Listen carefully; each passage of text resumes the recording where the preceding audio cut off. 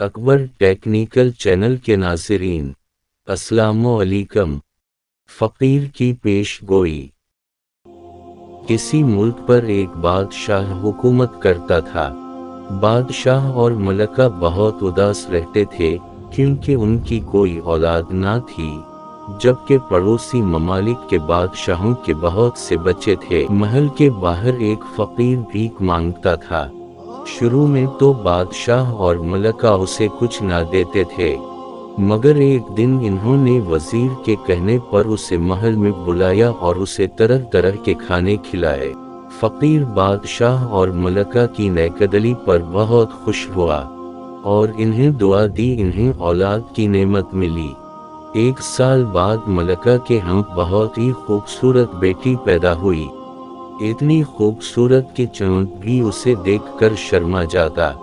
ملکہ اور بادشاہ اس فقیر کو بلا کر اس کا شکریہ ادا کرنے لگے تو فقیر نے شہزادی کے مستقبل کے بارے میں بتایا کہ اس کی شادی کعبہ نامی آدمی سے ہوگی۔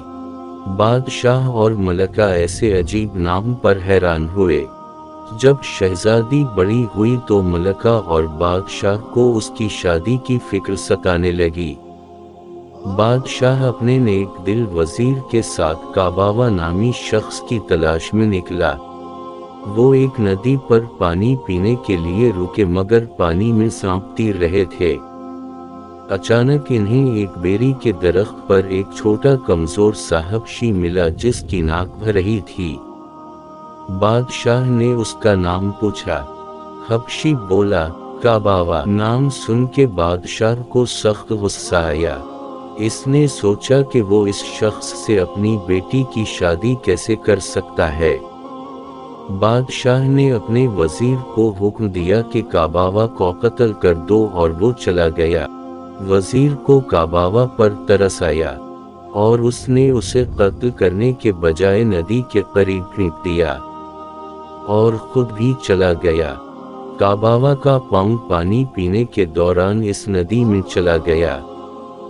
جب کعبہ نے پاؤں باہر نکالا تو وہ خوبصورت اور گورا ہو چکا تھا۔ اس کو پتہ چل گیا کہ وہ جادوئی ندی ہے۔ اس نے اس ندی میں چھلانگ لگا دی اور جب وہ نکلا تو خوبصورت نوجوان بن چکا تھا۔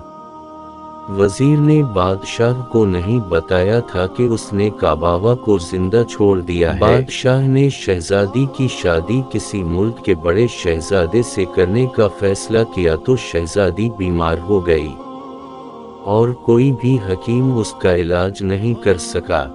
کعبہ کو جب اس بارے میں علم ہوا تو اس نے بیریوں سے شربت بنایا اور شہزادی کے لیے لے آیا۔ کسی کو پتہ نہیں تھا کہ یہ اصل میں کعبہ ہے۔ کعبہ نے وہ شربت شہزادی کو پلایا تو وہ فوراً ٹھیک ہو گئی۔ اب تو شہزادی نے بڑے ملک کے شہزادے سے شادی کرنے کے بجائے کعبہ سے شادی کرنے کا فیصلہ کر لیا۔ بادشاہ خوش تھا کہ اس کی بیٹی ٹھیک ہو گئی ہے۔ بادشاہ نے خوبصورت نوجوان سے اس کا نام پوچھا تو وہ بولا کعبہ۔ بادشاہ کو یقین نہ آیا۔ کعبہ نے پوری کہانی سنائی تو بادشاہ خوش ہوا اور اس نے وزیر کو بھی معاف کر دیا۔